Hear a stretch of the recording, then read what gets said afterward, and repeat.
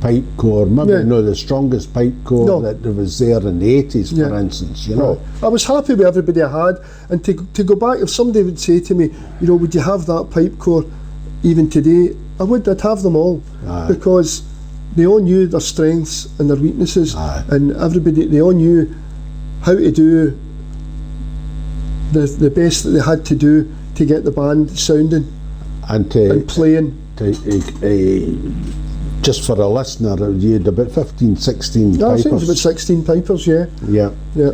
You didn't have any more because that was all you were allowed in the band unit was That's right, pipers that's and right. maybe about 5 drummers and a couple of tenors and a bass, that sort of size That's of right. And band. at that time I was told that we wanted it kept all police officers. Yeah, yeah. Obviously there was a civilian drum corps, but I was told that they When wanted it. did Eric start then? That would have been Mid-90s? yeah, that would have been 95? Yeah, that would have been Harry's second season, I believe. Aye, right. That's when they brought Eric in. And who was responsible for that?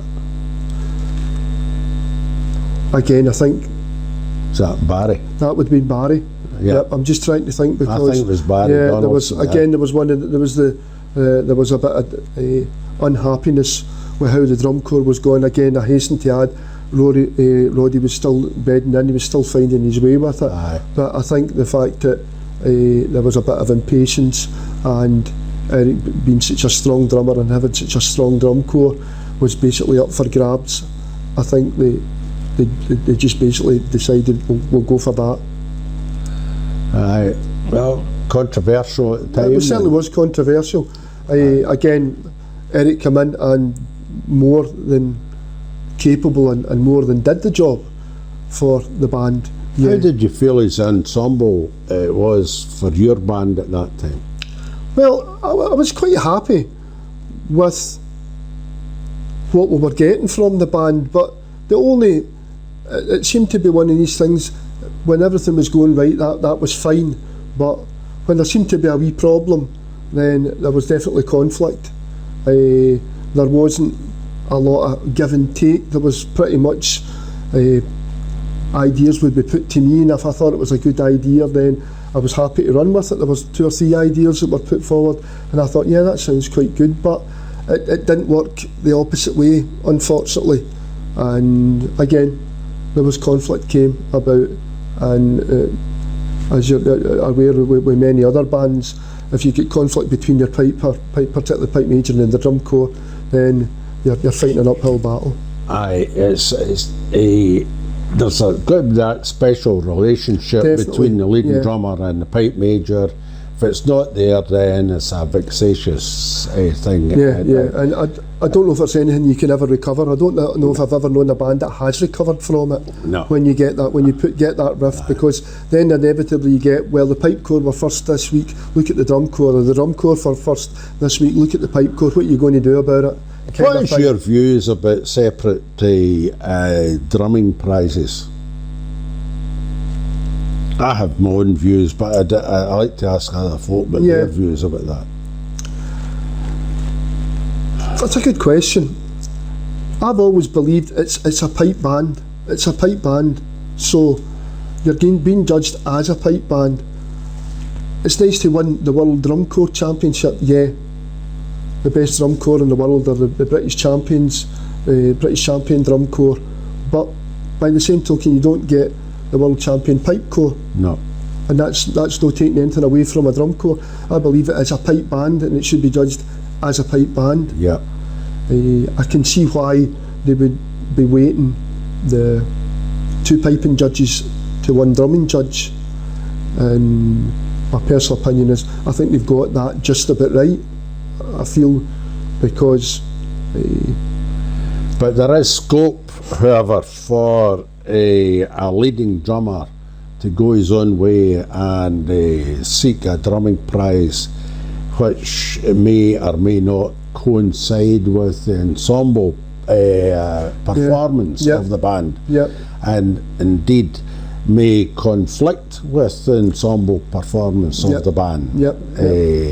And that is unfortunate. Well, there's always that. If you get somebody that's hell bent on winning a drumming prize, to the detriment of everything else, then that can cause problems. Wilson Brown was in charge of the band, and both he and yourself asked me to go along and sort of give a wee help with tuning drones and that sort of thing. That was proactive in getting you along to help us, because I thought just the character and your knowledge and what you didn't know about tuning with these meters, you would find out. Aye. I knew that would happen. It was an interesting time for me, and we just progressed through that. But I was a fly in the wall, so to speak.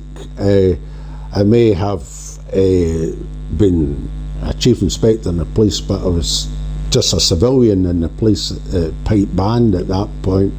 So I never expressed a view on how the band was playing or otherwise, because you'd enough problems without me chipping in. So I just quietly went about my business, but I observed what was going on, and I was pleased to see Wilson come back to play with the band eventually, rather than just be the band inspector. First class player. Yep, absolutely. And it was good that he lended his strength to that. However, as time went on, you, being ambitious, decided to move on from the band. What happened there? What was the story? Well,